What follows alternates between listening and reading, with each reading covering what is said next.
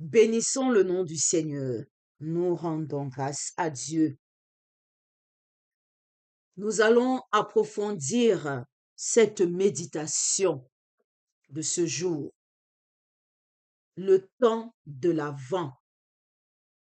Ce temps qui nous est donné, ce temps de grâce qui nous est donné pour nous débarrasser de l'homme ancien, pour nous apprêter à revêtir le Christ et être des êtres nouveaux, des enfants nouveaux en Dieu. Nous sommes dans un état des anciens outres et nous devons accueillir le vin nouveau qui est le Christ. Il ne peut pas se déverser dans de vieilles outres. Nous devons donc nous transformer pour devenir des outres neuves, des outres nouvelles pour accueillir le vin nouveau. C'est un temps de grâce que Dieu nous donne pour nous préparer pour accueillir son Fils, la lumière du monde, notre Rédempteur, notre Sauveur, celui qui nous fera sortir de nos ténèbres. Alors nous devons prendre conscience que nous sommes dans les ténèbres.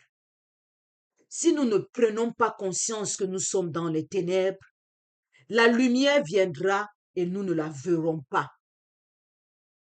Nous ne pourrons pas la reconnaître. Voilà pourquoi c'est un temps de conversion, de prise de conscience, que nous sommes dans les ténèbres et que nous avons besoin de la lumière, et pas n'importe quelle lumière, celle de Dieu que le Christ vient nous donner. Alors nous devons nous préparer et prendre conscience de cela.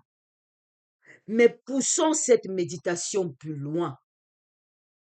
Nous entrons dans une nouvelle année liturgique.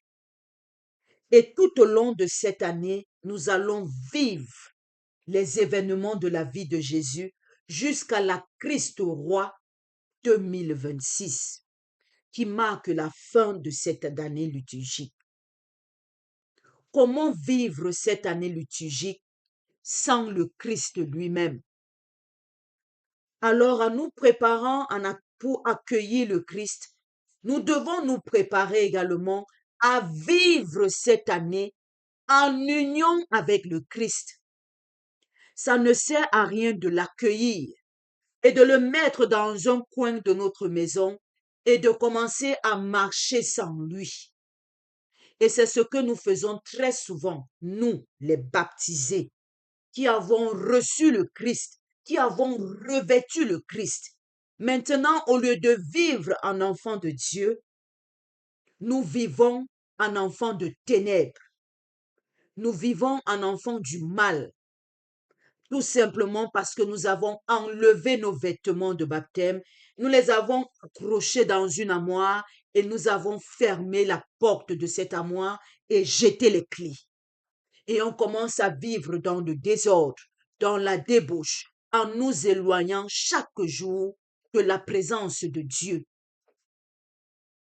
Ce temps de l'Avent a double entrée. La première, qui est la plus importante, c'est accueillir le Christ. Et la deuxième, c'est garder le Christ dans notre cœur tout au long de l'année liturgique, tout au long de notre vie. Le garder avec nous, vivre en lui, pour lui et avec lui chaque événement de notre vie.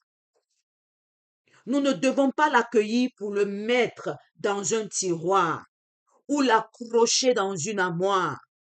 On vient seulement le voir quand rien ne va.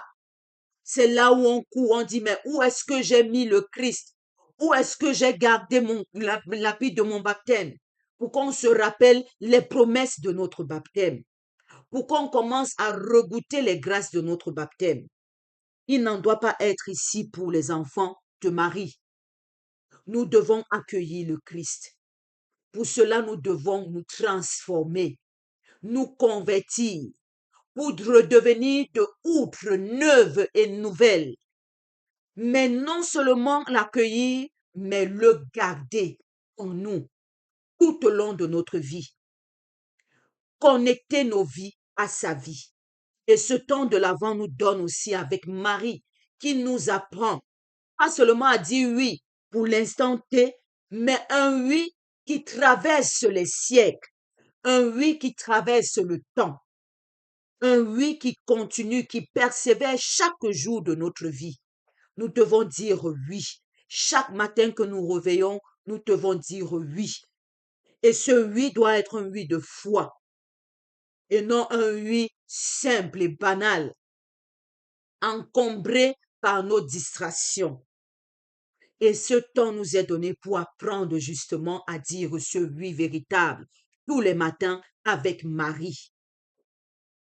Dans cette même méditation, nous avons Saint Joseph qui est aussi dans l'attente, mais une attente silencieuse, pas un silence vide, mais un silence rempli de la présence de Dieu. Tout au long de ce mois, nous serons animés par la préparation des festivités de Noël. On va courir à gauche, on va courir à droite pour chercher le sapin, l'habit, le repas. Il ne faut pas oublier de garder silence. Pour ne pas se laisser distraire, nous devons écouter la voix de Dieu en permanence pour qu'il nous parle, pour qu'il nous dise comment préparer nos festivités. Mais ça doit se faire avec lui.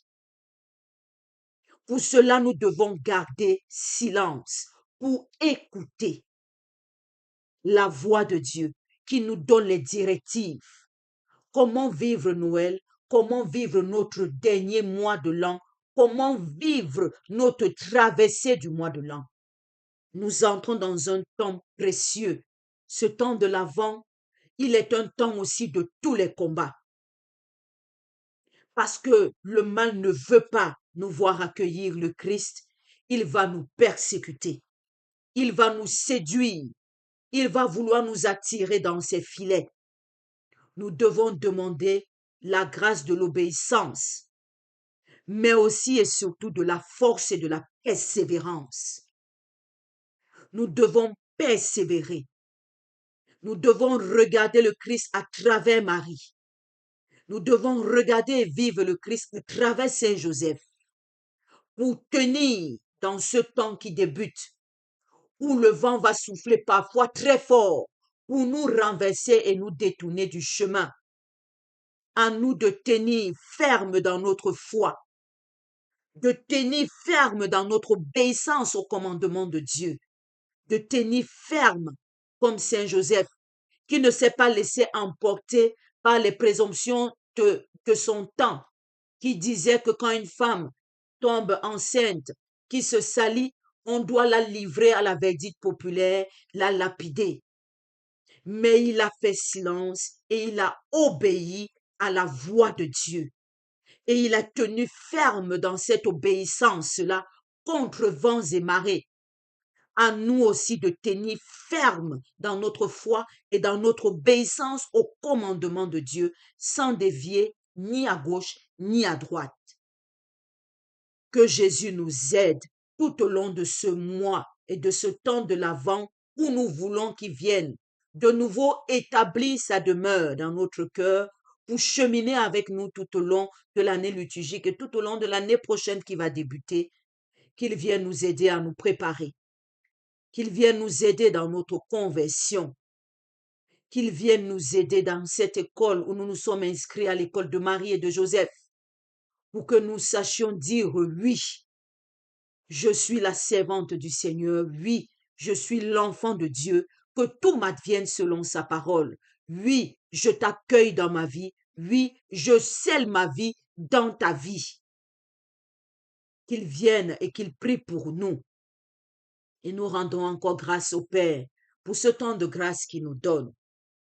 Que son Esprit Saint nous illumine et qu'il nous fasse la grâce de nous convertir véritablement. Au nom puissant de Jésus, notre Seigneur et Sauveur. Amen. Bénissons le nom du Seigneur, nous rendons grâce à Dieu. Amen.